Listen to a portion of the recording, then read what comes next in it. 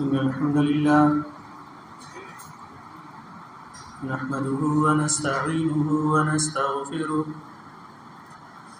ونعوذ بالله من شرور أنفسنا ومن سيئات أعمالنا من يهده الله فلا مضل له ومن يضلل فلا هادي له وأشهد أن لا إله إلا الله وحده لا شريك له وأشهد أن محمدا عبده ورسوله أما بعد فإن خير الحديث كتاب الله وخير الهدي هدي محمد صلى الله عليه وسلم وشر الأمور محدثاتها وكل محدثة بدعة وكل بدعة ضلالة وكل ضلالة في النار فأعوذ بالله من الشيطان الرجيم بسم الله الرحمن الرحيم وله من في السماوات والأرض ومن عنده لا يستكبرون عن عبادته ولا يستحسرون يسبحون الليل والنهار ولا يفترون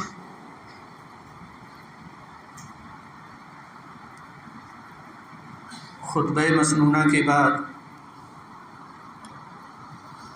سورۃ الانبیاء کی 2 آیتیں میں نے آپ کے سامنے تلاوت کی ہیں۔ ان 2 آیتوں میں اللہ تبارک و تعالی نے اپنی ایک عظیم مخلوق فرشتوں کا ذکر فرمایا ہے۔ گزشتہ خطبہ جمعہ میں آپ کے سامنے عالم جنات کے تعلق سے چند باتیں بیان کی گئی تھیں۔ آج کے اس خطبے میں فرشتوں کی ایک دنیا ہے، اس کے تعلق سے چند باتیں بیان کی جائیں گی۔ سورۃ الانبیاء کی جو آیتیں میں نے آپ کے سامنے تلاوت کی ہیں، ان آیتوں میں اللہ تبارک و تعالی نے فرشتوں کی تعریف اور توصیف بیان فرمائی ہے۔ ایک مومن بندے کو اپنا ایمان مکمل کرنے کے لیے، ایک مسلمان کو مسلمان بننے کے لیے جن باتوں پر ایمان لانا ضروری ہے، ان میں سے ایک فرشتوں پر بھی ایمان لانا ہے۔ جس طرح اللہ پر ایمان لانا، اللہ کے بھیجے ہوئے رسولوں پر ایمان لانا، آخرت کے دن پر ایمان لانا، اچھی اور بری تقدیر پر ایمان لانا ایک مسلمان کے لیے ضروری ہے، ویسے ہی فرشتوں پر ایمان لانا ایک مسلمان کے لیے لازم اور واجب ہے۔ جس مسلمان کا ایمان فرشتوں پر نہیں ہے، اس کا ایمان اللہ تبارک و تعالی کی بارگاہ میں ناقابل تسلیم ہے۔ فرشتے یہ اللہ تبارک و تعالی کی بڑی عظیم مخلوق ہے۔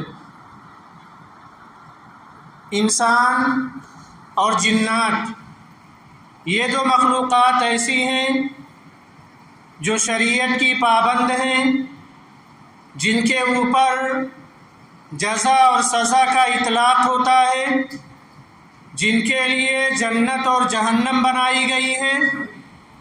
لیکن فرشتے یہ وہ عظیم مخلوق ہیں جن پر شریعت واجب نہیں ہے۔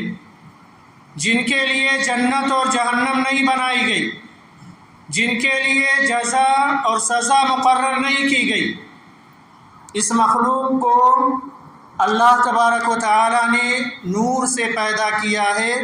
یہ نورانی مخلوق ہے۔ صحیح مسلم میں اماں عائشہ صدیقہ رضی اللہ تعالی عنہا یہ روایت کرتی ہیں کہ نبی اکرم صلی اللہ علیہ وسلم نے فرمایا کہ اللہ تبارک و تعالی نے فرشتوں کو نور سے پیدا کیا ہے۔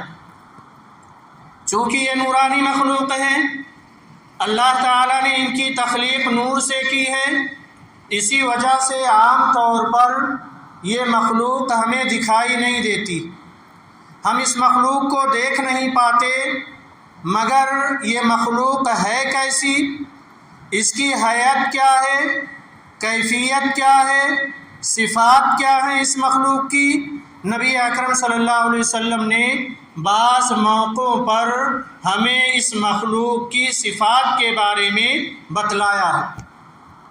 ایک حدیث میں آپ صلی اللہ علیہ وسلم فرماتے ہیں کہ لوگوں، اللہ کا عرش اٹھانے والے فرشتوں میں سے صرف ایک فرشتے کے بارے میں آپ نے کہا کہ وہ اتنا زیادہ عظیم ہے کہ اس کے کان اور کندھے تک کی مسافت 700 سال تک کی، یعنی اس کے کان سے لے کر کے اگر کندھے تک کوئی سفر کرے تو کم از کم 700 سال لگیں گے وہاں تک پہنچنے کے لیے۔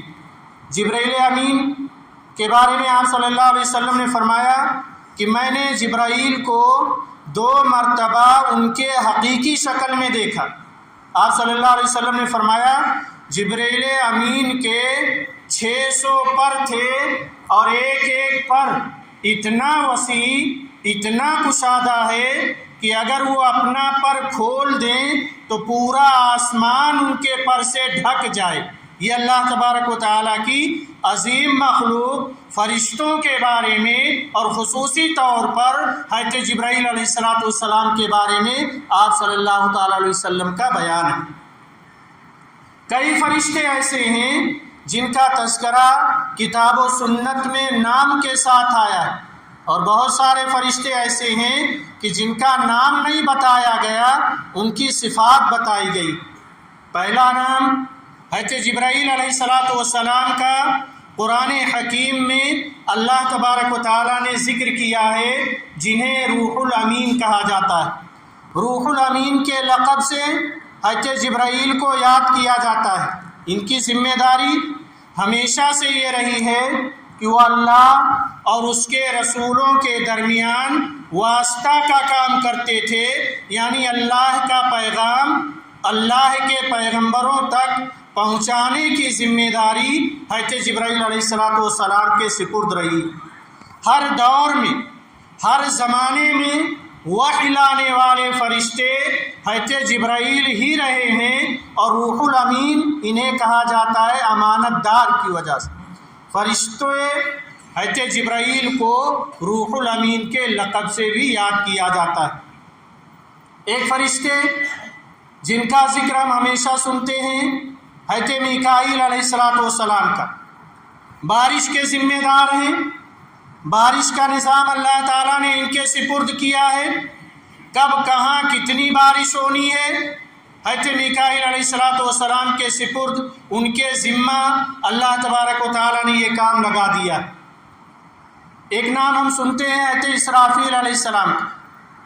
یہ وہ فرشتے ہیں جنہیں اللہ تعالیٰ نے سور پھونکنے پر مأمور کیا۔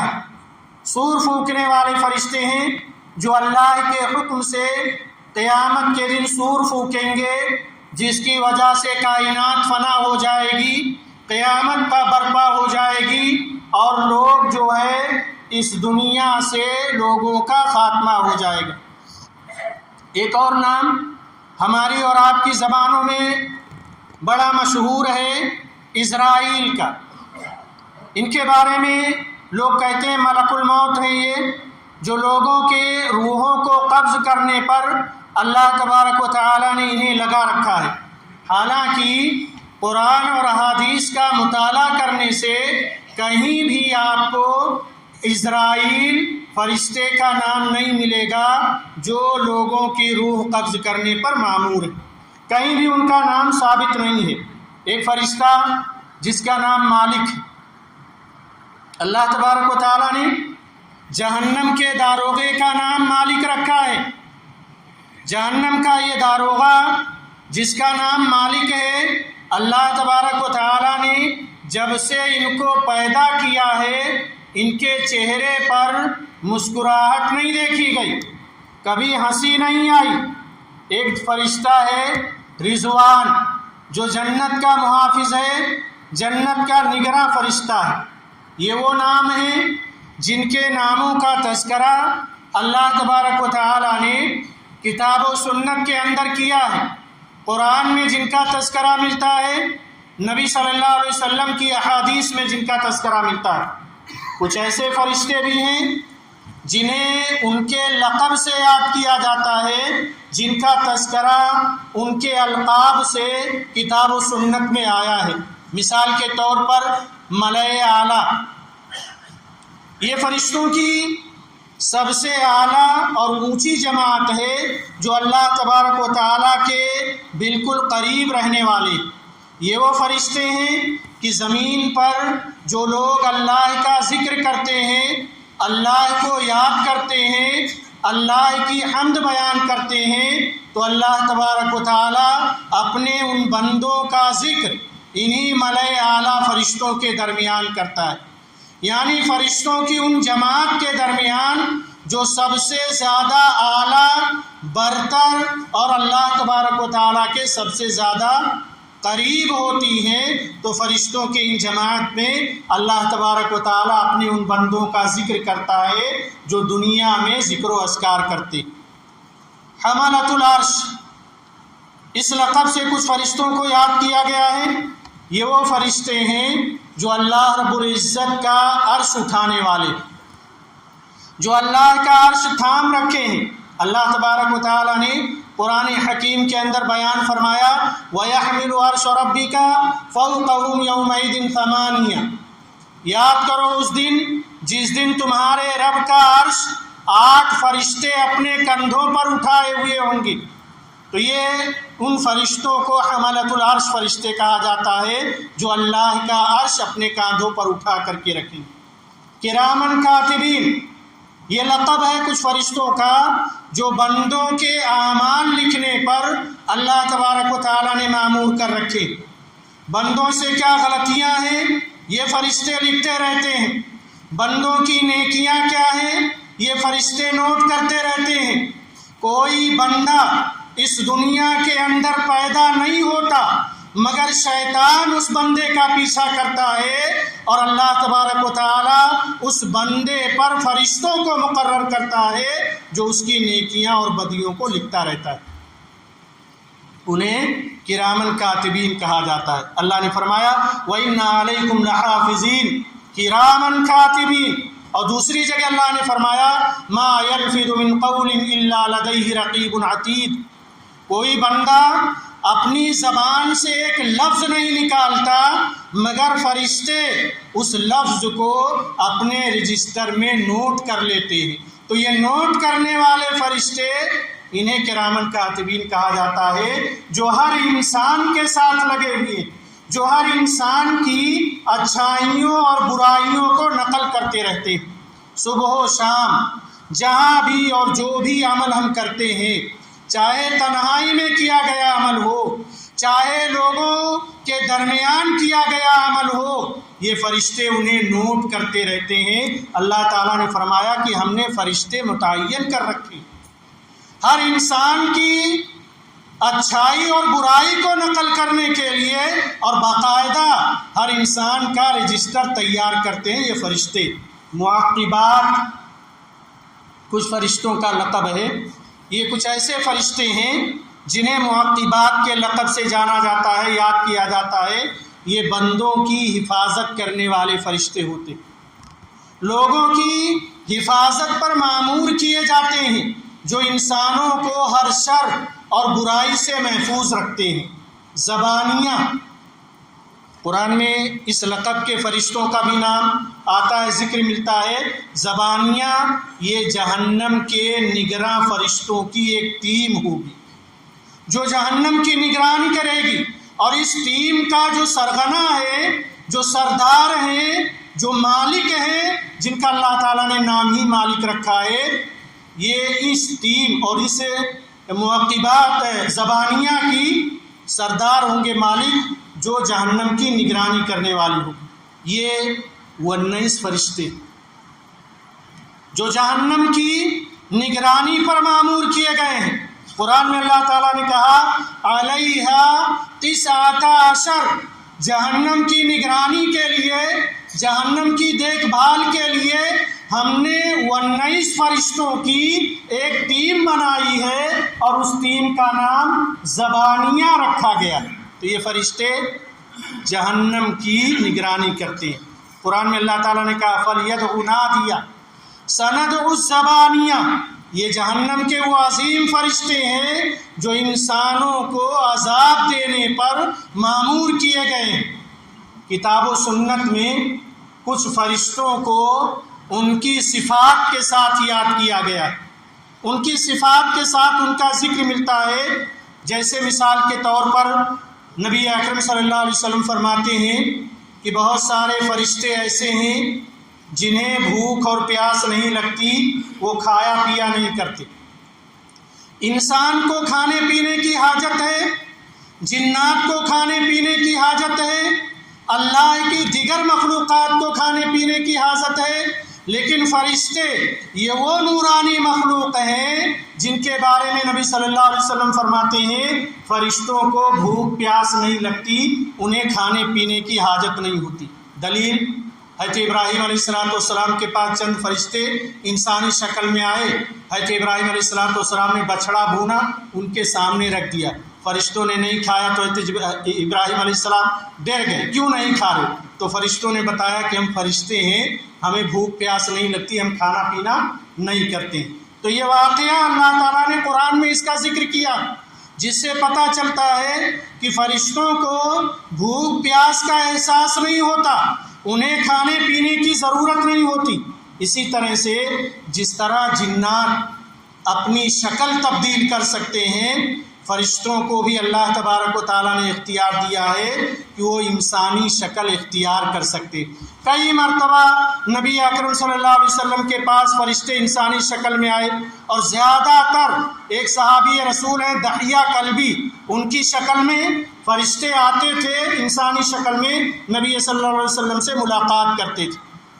فرشتوں کے اندر ایک عظیم صفت یہ بھی ہے کہ ان سے کبھی گناہ سرزد نہیں ہوتا،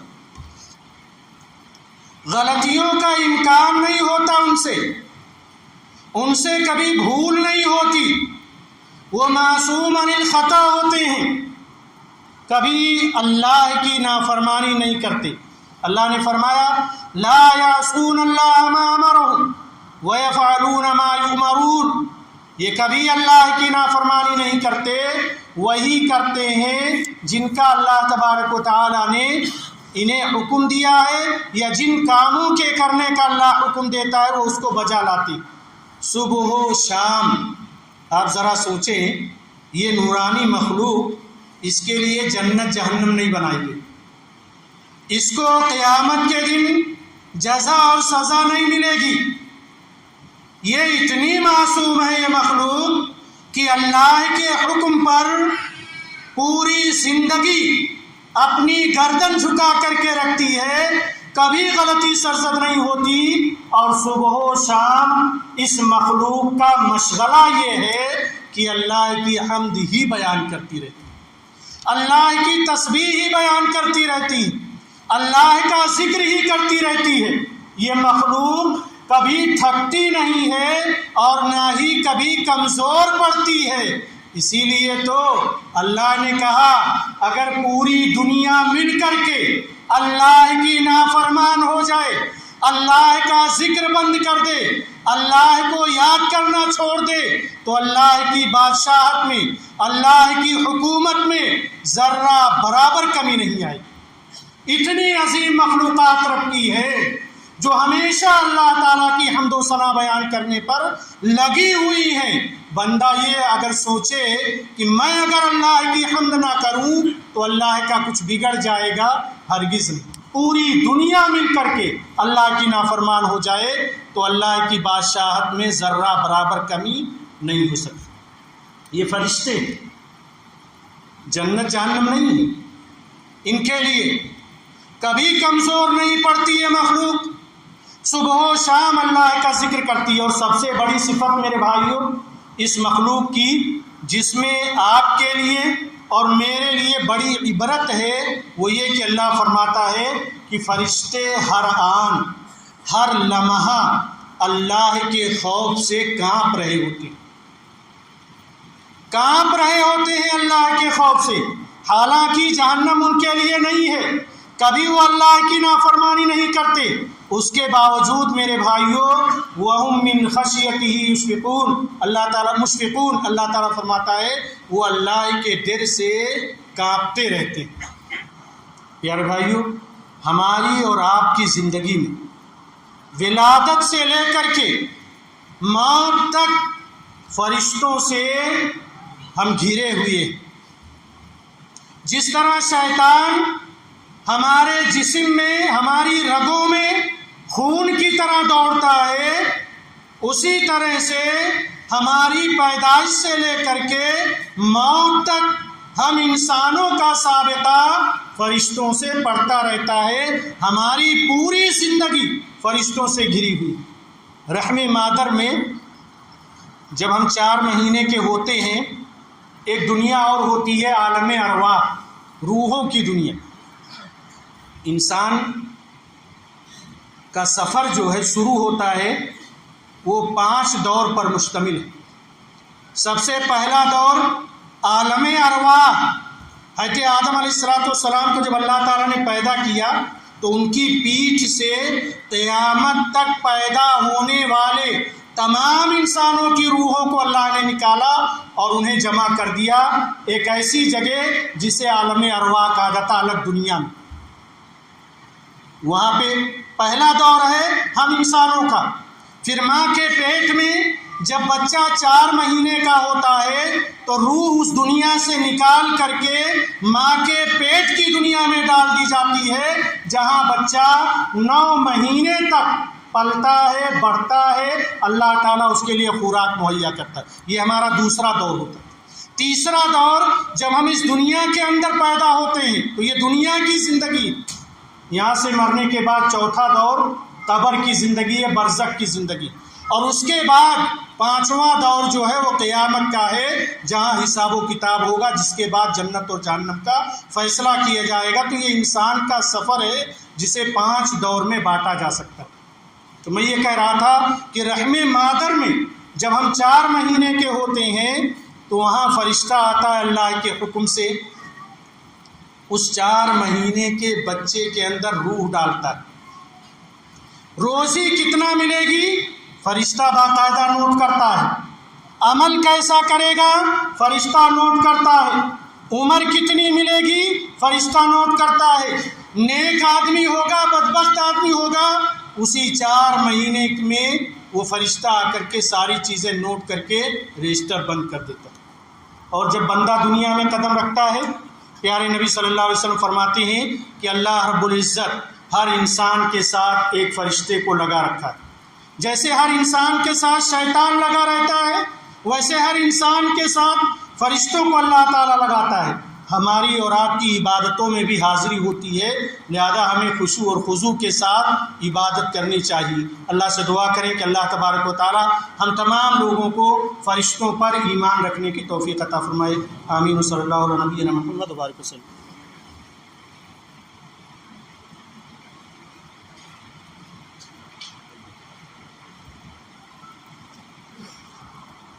الحمد للہ الذی وحدہ والصلاة والسلام علی من لا نبی بعدہ، اما بعد۔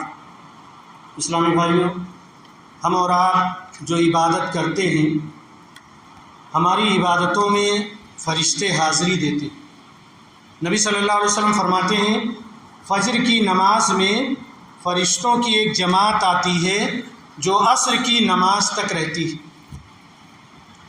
عصر میں وہ فرشتوں کی جماعت اوپر جاتی ہے تو دوسری جماعت عصر کے وقت نیچے آتی ہے جو فجر تک رہتی ہے، اور ساتھ ہی ساتھ یہ سلسلہ قیامت تک ہر انسان کے ساتھ جاری رہے۔ فجر میں آ کر کے عصر تک اس بندے کے ساتھ رہتی ہے، کون سا نیک عمل کیا، کس برائی میں مبتلا رہا، یہاں تک کہ رائی کے دانے کے برابر بھی برائی اور نیکی وہ فرشتہ فجر سے عصر تک لکھتا ہے، اور وہ رپورٹ لے جا کر کے عصر میں اللہ تعالیٰ کو پیش کرتا ہے۔ پھر عصر سے لے کر کے فجر تک جو فرشتے آتے ہیں وہ عصر سے فجر تک نوٹ کرتے ہیں اور اللہ تعالیٰ کو پیش کرتے ہیں۔ تو ہماری زندگی میں ایک لمحہ ایسا نہیں جاتا جہاں فرشتے ہمارے ساتھ نہ رہتے۔ جمعہ میں یہ جمعہ کی نماز ہم پڑھنے آتے ہیں، فرشتوں کی حاضری باقاعدہ ہوتی، رجسٹر میں باقاعدہ جمعہ کے دن مسجد میں آنے والوں کا نام نوٹ کیا جاتا ہے۔ آپ آ کر کے بیٹھے، آپ کا نام رجسٹر میں نوٹ کر لیا گیا کہ فلاں بندہ فلاں تاریخ کو فلاں دن مسجد کے اندر حاضر ہوا، اس کا نام نوٹ کر لیا۔ آپ کے نام کا اندراج ہو گیا باقاعدہ رجسٹر کے اندر، جلدی آنے والوں کا نام فرشتے نوٹ کرتے۔ ذکر کے حلقوں میں فرشتوں کی حاضری ہوتی، آپ کہیں جلسے میں بیٹھ جائیں، جہاں اللہ کا ذکر ہوتا ہے وہاں بیٹھ جائیں، فرشتے وہاں حاضر ہوتے۔ آپ قرآن کی تلاوت کریں یا قرآن کے حلقے میں بیٹھیں، فرشتے وہاں حاضری دیتے ہیں۔ اور آپ جو درود پڑھتے ہیں، جب آپ درود پڑھتے ہیں، فرشتے آپ سے درود لے کر کے نبی صلی اللہ علیہ وسلم تک پہنچاتے ہیں۔